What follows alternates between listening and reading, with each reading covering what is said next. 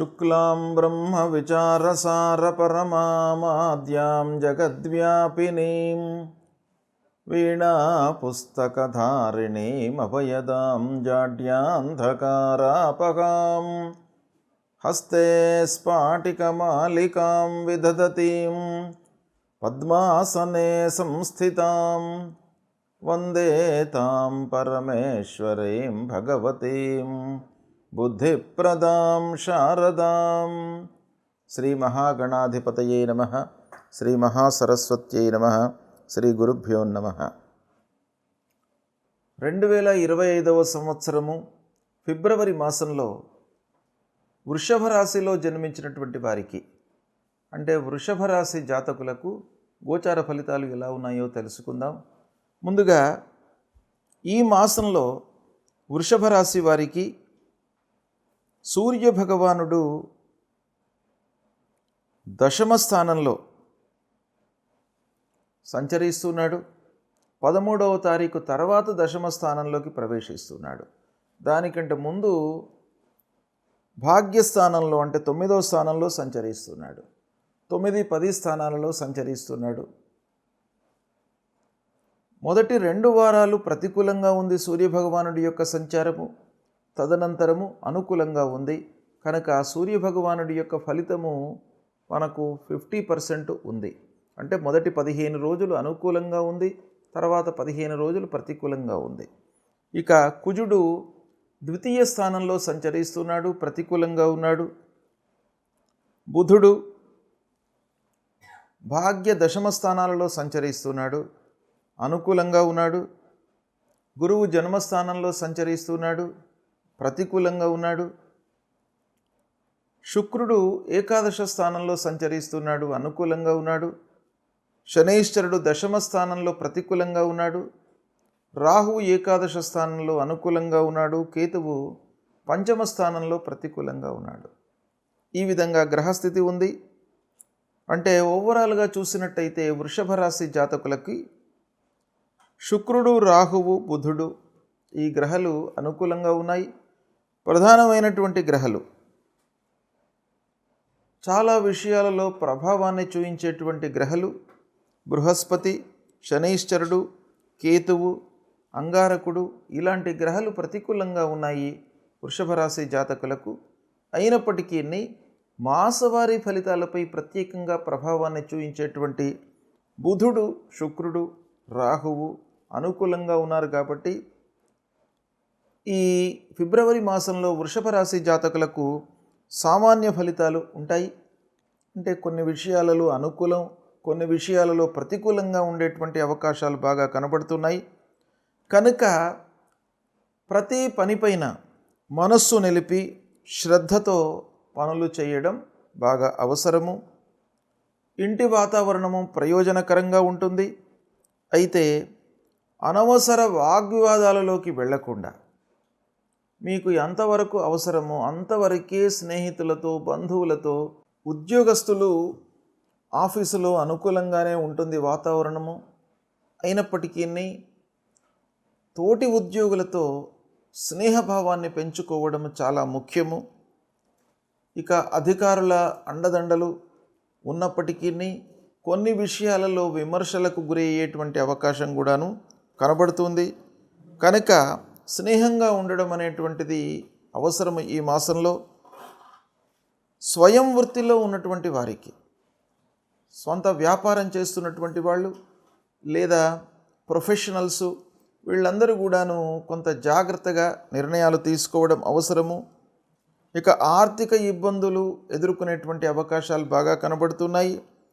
శని దశమ స్థానంలో సంచరిస్తున్నాడు.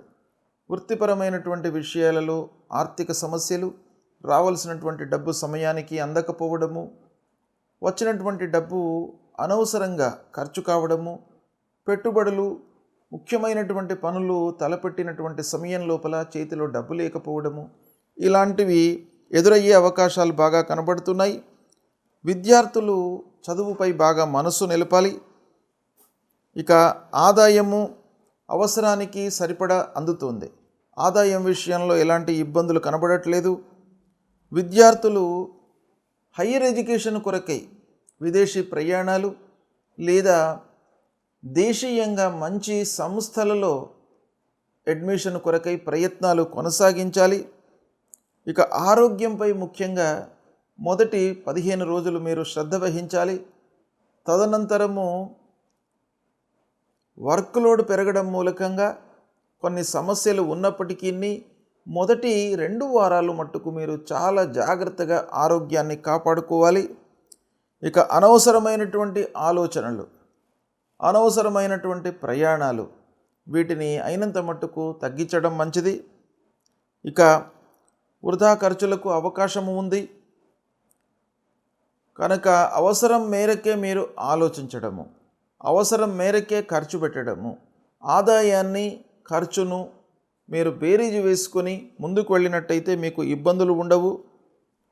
కనుక తలపెట్టినటువంటి పనులపై మీరు 100% మనస్సు నిలపాలి. ఇక ముఖ్యంగా ఇంటి వాతావరణం మీకు అనుకూలిస్తుంది. ఇది చాలా సంతృప్తిని కలిగించేటువంటి విషయం. బయట ప్రపంచంలో మీకు ఎన్ని ఒడిదుడుకులు ఎదురైనప్పటికీ, ఎన్ని ఇబ్బందులు వచ్చినప్పటికీ ఇంటి వాతావరణము మీకు సుఖమయంగా ఉండడం మూలకంగా ఒక ఆత్మస్థైర్యం అనేటువంటిది మీకు కలుగుతుంది. కాబట్టి మీరు సంతృప్తిగా ఉంటారు, భార్యాపిల్లలతో సంతృప్తిగా ఉంటారు. కుటుంబ పెద్దలు, తల్లిదండ్రులు యొక్క సహాయ సహకారాలు బాగా లభిస్తాయి. వారి యొక్క సూచనలు, వారి యొక్క అనుభవము మీకు అన్ని విధాలుగా కలిసి వస్తుంది. మీడియా రంగంలో ఉన్నటువంటి వారు, తర్వాత పత్రికా రంగంలో ఉన్నటువంటి వాళ్ళు, సాఫ్ట్వేర్ రంగంలో ఉన్నటువంటి వాళ్ళు, బిజినెస్లో ఉన్నటువంటి వాళ్ళు, వీళ్ళందరికీ కూడాను ఈ మాసం బాగా కలిసి వస్తుంది. అన్ని రకాలుగా అనుకూలంగా ఉంటుంది. అయితే పనులు పూర్తి కావడంపై కొంత అప్పుడప్పుడు మీకు ఆటంకాలు ఎదురయ్యేటువంటి అవకాశాలు కనబడుతున్నాయి. కనుక అనవసరమైనటువంటి వ్యవహారంలో మీరు తలదూర్చకుండా ఉండడము ఈ మాసం మీకు చాలా అవసరము. అనవసరమైనటువంటి విషయాలపై మనస్సు నిలిపినట్టయితే మీరు చేసేటువంటి కార్యక్రమాలలో ఆలస్యం అయ్యేటువంటి అవకాశం బాగా కనబడుతుంది. కనుక వాటిని మీరు అధిగమించడానికి చేసేటువంటి పనిపై మీరు 100% మనస్సు నిలపండి. అది మీకు సక్సెస్ని ఇస్తుంది, అన్ని రకాలుగా మీకు సంతృప్తిని కూడాను కలిగిస్తుంది. ఇకపోతే ముఖ్యంగా విద్యార్థులు చదువుపై మీరు కాన్సన్ట్రేట్ చేయాలి ఈ మాసం లోపల. హయ్యర్ ఎడ్యుకేషన్ అయితే ఉంది, హయ్యర్ ఎడ్యుకేషన్ ప్రయత్నాలు మీకు ఫలిస్తాయి. అయితే మీ కాన్సన్ట్రేషన్ అనేటువంటిది ఈ మాసంలో చాలా అవసరము. బ్లైండ్గా మీరు నిర్ణయాలు తీసుకోకూడదు. ఏదైనా అడ్మిషన్స్ కొరకు కానివ్వండి, కాంపిటేటివ్ ఎగ్జామ్స్కు ప్రిపేర్ అవుతున్నటువంటి వాళ్ళు కానివ్వండి, ఈ మాసంలో మీకు అనుకూలంగానే ఉంటుంది. అయినప్పటికీ మీ వైపు నుండి శ్రద్ధ అనేటువంటిది చాలా అవసరము. కనుక ఇలాంటి ఫలితాలు వృషభ రాశి వారికి ఈ ఫిబ్రవరి మాసంలో ఉన్నాయి. కనుక ఏ గ్రహాలు మీకు ప్రతికూలంగా ఉన్నాయి అనేటువంటిది మీరు తెలుసుకొని వాటికి సంబంధించినటువంటి ఫలితాలను మీ వైపు నుండి మీరు రెక్టిఫై చేసుకోవడము, పరిహారం కొరకై భగవంతుణ్ణి అనుగ్రహించడము, భగవంతుణ్ణి ఆశ్రయించడము, ఇలాంటివి చేసుకున్నట్టయితే మీకు వాటి మూలకంగా కూడాను సత్ఫలితాలు అందేటువంటి అవకాశాలు ఉంటాయి. ముఖ్యంగా బృహస్పతి జన్మస్థానంలో సంచరిస్తున్నాడు. బృహస్పతి ప్రధానమైనటువంటి గ్రహ. ప్రతి పని లోపల కూడాను బృహస్పతి గురువు యొక్క సంచారము ఇండైరెక్ట్గా ఇన్ఫ్లుయెన్స్ చూపిస్తుంది. కాబట్టి ఆ గురు భగవానుణ్ణి మీరు అనుగ్రహం చేసుకోవాలి. కనుక తల్లిదండ్రులను మీరు మొట్టమొదలు సేవించండి. ప్రతి నిత్యం కూడాను తల్లిదండ్రులను సేవించండి, గురువుని సేవించండి. మీకు సద్గురువుల యొక్క సందర్శన అనేటువంటిది ఈ మాసంలో మీకు బాగా కలిసి వస్తుంది. దేవానాంచ ఋషీణాంచ గురుం కాంచన సన్నిభం వందనీయం త్రిలోకానాం తం నమామి బృహస్పతిం అనేటువంటి ఈ మూలమంత్రాన్ని ప్రతినిత్యం కూడాను చదువుకోండి. ఇక అంగారకుడు 2వ స్థానంలో ఉన్నాడు, కుటుంబ స్థానంలో ఉన్నాడు. అనవసరమైనటువంటి ఆటంకాలు, మనస్పర్ధలు రాకుండా ఉండడానికి సుబ్రహ్మణ్యేశ్వర స్వామిని కొలవండి. ధరణీ గర్భ సంభూతం విద్యుత్ కాంచన సన్నిభం కుమారం శక్తిహస్తంచ మంగళం ప్రణమామ్యహం అనేటువంటి ఈ మూలమంత్రాన్ని చదువుతూ మీరు సుబ్రహ్మణ్య స్వామి దేవాలయానికి వెళ్ళి ప్రతినిత్యం కూడాను స్వామివారి యొక్క దర్శనం చేసుకున్నట్టయితే మీకు తప్పకుండా సత్ఫలితాలు కలుగుతాయి. ఇక సూర్యభగవానుడు ద్వితీయార్థంలో అనుకూలంగా ఉన్నాడు, ప్రథమార్థంలో మీకు ప్రతికూలంగా ఉన్నాడు. కనుక ఆరోగ్యప్రదాత అయినటువంటి ఆ సూర్యభగవానుడి కొరకై మీరు మొదటి 2 వారాలు ఆ భగవంతుణ్ణి నమస్కారం చేసుకోండి. సూర్యుడికి స్నానం చేసిన తర్వాత ఉదయం పూట మిత్రాయ నమః, రవయే నమః అనేటువంటి 12 శ్లోకాలు, 12 పేర్లు ఉంటాయి సూర్యభగవానుడికి. ఆ 12 నామాలతో 12 సార్లు సూర్యభగవానుడికి నమస్కారం చేసుకోండి. మీకు ఆరోగ్యం బాగా కలిసి వస్తుంది. ఇక చేసేటువంటి వృత్తి లోపల కూడాను ఇండైరెక్ట్గా ఆరోగ్యము, మనస్సు, బుద్ధి అనేటువంటిది మనకు ప్రభావం చూపిస్తుంది. కాబట్టి తద్వారా ఆర్థికపరమైనటువంటి ఇబ్బందులు రాకుండా ఉండడానికి ఆంజనేయ స్వామి దేవాలయానికి వెళ్ళండి, శివాలయానికి వెళ్ళండి, శివుణ్ణి ప్రతినిత్యం కూడాను కొలవండి, అభిషేకం చేసుకోండి. ఇలా చేసుకున్నట్టయితే మీకు ప్రతికూలమైనటువంటి ఆ గ్రహస్థితి తగ్గి శుభస్థానాల్లో సంచరిస్తున్నటువంటి గ్రహాల మూలకంగా మీకు మంచి ఫలితం కలిగేటువంటి అవకాశాలు ఎక్కువగా ఉంటాయి. ఈ ఫిబ్రవరి మాసంలో ముఖ్యమైనటువంటి పండుగలు వస్తున్నాయి. ఫిబ్రవరి మాసము 30వ తారీఖు నుండి మాఘమాసం స్టార్ట్ అవుతుంది. అంటే 30 జనవరి నుండి మాఘమాసం ప్రారంభమవుతుంది. ఈ మాఘమాసం లోపల మనకు అత్యంతమైన పవిత్రమైనటువంటి పండుగలు వస్తున్నాయి. అందులో మొట్టమొదటిది వసంత పంచమి. 2వ తారీఖు నాడు వసంత పంచమి ఆదివారం ఉదయం 10 నుండి మళ్ళీ తెల్లవారితే సోమవారం నాడు 7 గంటల వరకు పంచమి వ్యాపించి ఉన్నది. ఈ వసంత పంచమి అనేటువంటిది చాలా ముఖ్యమైనటువంటిది. సరస్వతి అమ్మవారు ఉద్భవించినటువంటి రోజుగా మన పురాణాలు చెప్తున్నాయి. కనుక విద్యార్థులు ముఖ్యంగా ఈ వసంత పంచమి రోజున అమ్మవారి దేవాలయానికి వెళ్ళి సరస్వతి అమ్మవారి యొక్క అనుగ్రహాన్ని పొందినట్టయితే మీకు సువిద్య, మంచి విద్య ప్రాప్తి అవుతుంది, వస్తుంది అనేటువంటిది మనకు పురాణ ఇతిహాసాలు చెప్తున్నాయి. కనుక ముఖ్యంగా విద్యార్థుల కొరకు ఈ వసంత పంచమి. ఇక వ్యాపారులకు కూడాను వసంత పంచమి యొక్క ప్రాధాన్యత బాగా ఉంది. ఈ వసంత పంచమి రోజున ఎవరైతే వ్యాపారాన్ని ప్రారంభిస్తారో గ్రహస్థితికి సంబంధం లేకుండా ఆ వ్యాపారము నిర్విఘ్నంగా కొనసాగుతుంది, లాభదాయకంగా ఉంటుంది. 4 డబ్బులు ఆ వ్యాపారంలో మీరు గడించేటువంటి అవకాశాలు ఉంటాయి. కాబట్టి వసంత పంచమి రోజున మీకు అవకాశాలు ఉన్నట్టయితే వ్యాపారం చేసుకునేటువంటి వాళ్ళు కొత్త వ్యాపారము ఏదో రకంగా వ్యాపారాన్ని ప్రారంభించినట్టయితే మీకు సత్ఫలితాలు ఉంటాయి. ఇక ప్రత్యేకంగా ఈ వసంత పంచమి రోజును మనకు శాస్త్రం లోపల చాలా ఉత్తమమైనటువంటి దినంగా చెప్పబడి ఉంది.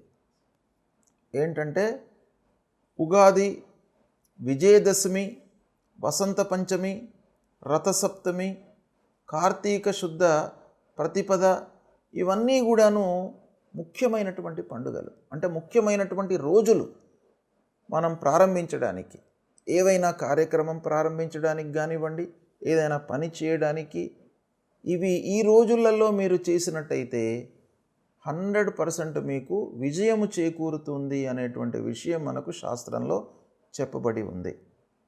ఇలా వసంత పంచమి విద్యార్థులకే కాకుండా, వ్యాపారస్తులకే కాకుండా ప్రతి మనిషికి కూడాను మంచి పర్వకాలంగా మనకు శాస్త్రము చెప్పింది. కాబట్టి ఈ వసంత పంచమి రోజును మీరు ఉపయోగించుకోండి. అందరూ కూడాను ఈ వసంత పంచమి రోజున అమ్మవారి అనుగ్రహంతో అమ్మవారి దేవాలయానికి వెళ్ళి అమ్మవారి యొక్క అనుగ్రహాన్ని పొంది మీరు కార్యక్రమాలు ప్రారంభించినట్టయితే మీ అందరికీ కూడాను విజయం చేకూరుతుంది. ఇక 2వ ముఖ్యమైనటువంటి పండుగ ఈ ఫిబ్రవరి మాసంలో వస్తూ ఉన్నటువంటిది రథసప్తమి. రథసప్తమి రోజున సూర్యభగవానుణ్ణి మనం పూజించాలి. ఆ రథసప్తమి రోజున ఎవరైతే ఆ సూర్యభగవానుణ్ణి పూజిస్తారో వారికి ఈ సంవత్సరం పొడుగు మొత్తం కూడాను ఆయురారోగ్య ఐశ్వర్యాలన్నీ కూడాను కలుగుతాయి. అంటే ఆరోగ్యము చాలా బాగా ఉంటుంది, నిరాటంకంగా జీవితం కొనసాగుతుంది ఆ సూర్యభగవానుడి యొక్క అనుగ్రహం మూలకంగా. దాని తర్వాత మళ్ళీ వచ్చేటువంటిది భీష్మ ఏకాదశి. ఈ భీష్మ ఏకాదశి కూడాను చాలా ముఖ్యమైనటువంటి పర్వకాలం. భీష్మ పితామహుణ్ణి ఉద్దేశించి ఆ ఏకాదశి రోజున ఉపవాసం చేసుకున్నట్టయితే మీకు అత్యంత శుభప్రదమైనటువంటి ఫలితాలు, అక్షయమైనటువంటి పుణ్యఫలం లభిస్తుంది. దాని తర్వాత మాఘ